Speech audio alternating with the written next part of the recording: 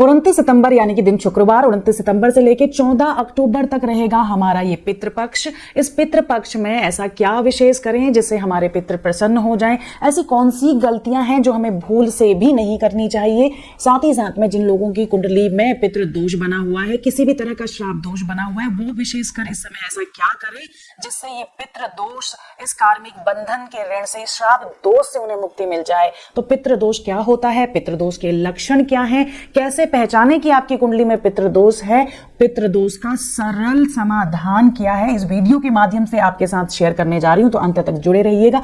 और आप सभी लोगों से मेरा विनम्र निवेदन है कि अगर आप हमारे चैनल में नए आए हैं तो जल्दी से चैनल को सब्सक्राइब कर दीजिए और जुड़ जाइए हमारी फैमिली ब्लेस योरसेल्फ से। जुड़े रहिए।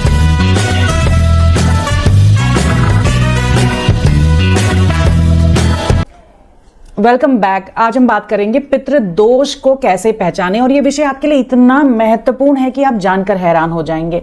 पितृ दोष के लक्षण क्या होते हैं? देखिए, यदि आपकी कुंडली में चंद्रमा या सूर्य राहु से पीड़ित हो जाए तो ये पितृ दोष का निर्माण करता है। और इसके साथ साथ ही ये अगर आपकी कुंडली में सूर्य और चंद्रमा को पीड़ित करता है तो मंगल और बृहस्पति अपने आप ही पीड़ा में आ जाते हैं।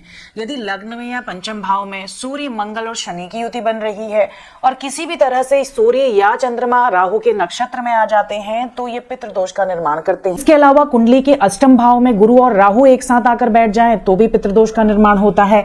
जब भी कुंडली में राहु केंद्र या त्रिकोण में हो जाता है तो भी ये पितृ दोष का निर्माण करता है। तो कहीं ना कहीं आपने ये देखा होगा कि पितृ दोष का संबंध एक इंपॉर्टेंट ग्रह से है, वो है हमारा राहु। राहु इस पितृ दोष में एक बहुत ही ज्यादा महत्वपूर्ण भूमिका निभाता है। और इन जनरल ये दोष हमारी कुंडली में बनता क्यों है? देखो, अगर हम अपने पितरों का अनादर करते हैं या पितरों का कोई अनुष्ठान हमने पूरा नहीं किया होता है या कोई व्यक्ति अपने पितरों की हत्या कर देता है तो भी ये पितृदोष उसकी कुंडली में बन जाता है और ये पीढ़ी दर पीढ़ी दूसरी पीढ़ी को ट्रांसफर होता रहता है। अब इस पितृदोष को और हम कैसे पहचान सकते हैं, इसके लक्षण क्या हैं, क्या हमारे जीवन में ये पितृदोष हमें प्रभावित करेगा, किस रूप में ये हमें प्रभावित करेगा, आइए जानते हैं। पितृदोष का सबसे पहला लक्षण होता है कि आपके घर में छोटी छोटी बातों को लेकर बहुत ही ज्यादा ग्रह कलेश हो जाता है, एक दूसरे में मनमुटाव ज्यादा रहता है। संतान का विवाह में अकस्मात होने वाली बाधाएं, यानी कि कुंडली में प्रबल योग बन रहे हैं बट क्या होता है आपके संतान का बनती बनती बात बिगड़ जाती है। शादी होने के बाद संतान की प्राप्ति में बहुत ज्यादा बाधाएं आ जाती हैं। अकस्मात होने वाली जो दुर्घटनाएं हैं वो आपके घर में बढ़ जाती हैं।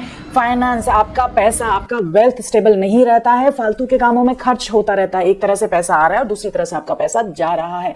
ऐसी समस्याएं आपको देखने को मिलती हैं। और इतना ही नहीं, ये पितृदोष हमें और भी कई रूपों से प्रभावित करता है। जैसे आपस में जो मनमुटाव है वो इतना बढ़ा देता है कि ग्रह कलेश की स्थिति के कारण घर में संबंध विच्छेद होने की, यानी कि पति पत्नी के बीच में डाइवोर्स होने तक की भी समस्या का कारण आपका ये पितृदोष बन सकता है।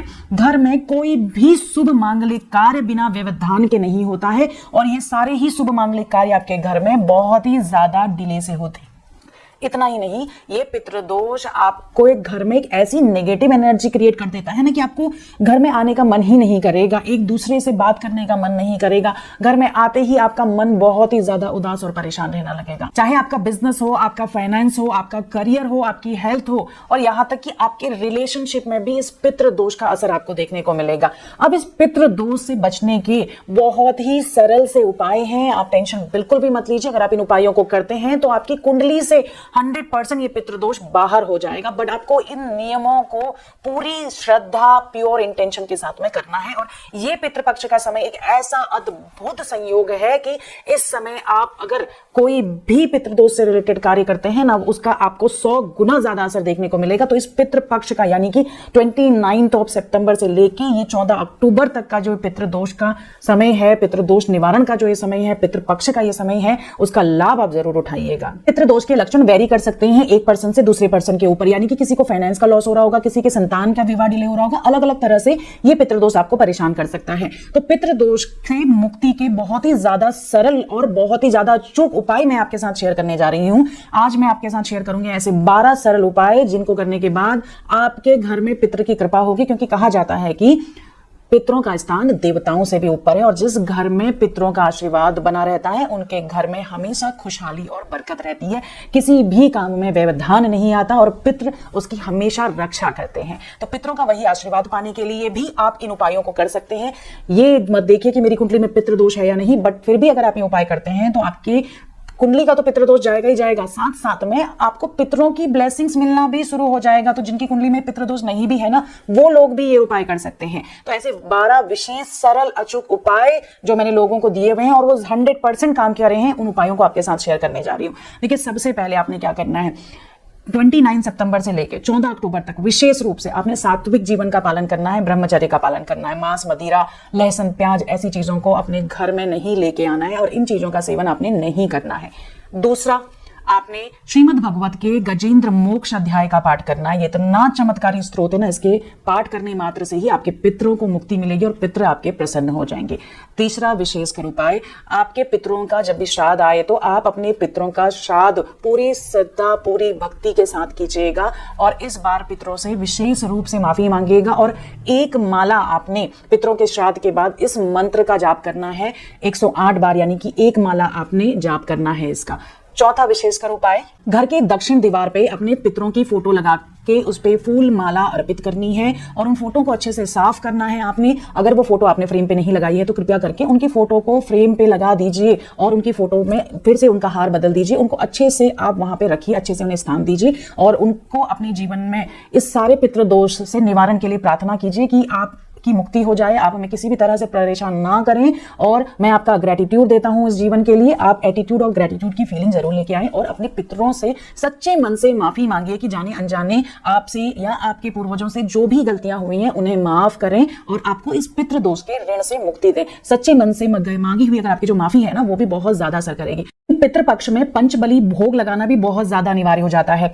पंचबली भोग का अपना एक विशेष महत्व है। कहते हैं हमारे पितरों की चेतना 5 रूप में आ सकती है। तो सबसे पहले आपने देवताओं को भोग जरूर लगाना है, कुत्ते को भोग जरूर लगाना है, आपने कौवे को भोग जरूर लगाना है, आपने गाय को भोग जरूर लगाना है और आपने चींटियों को भोग जरूर लगाना है। इस पितृपक्ष के दिन से आप ये नियम ले लें कि हर अमावस्या के दिन मैं इन पंचबली भोग का पालन जरूर करूंगा, यानी कि मैं देवताओं को, मैं कुत्तों को, मैं गाय को, मैं चींटियों को भोजन जरूर कराऊंगा, मैं कौवों को भोजन जरूर कराऊंगा और साथ ही साथ में मैं किसी विशेष ब्राह्मण को भोजन जरूर कराऊंगा। हर अमावस्या में ऐसे करने का संकल्प आप अपना पितृपक्ष से ले सकते हैं और तभी ये संकल्प लीजिएगा जब आप इसका पूर्ण रूप से पालन करें।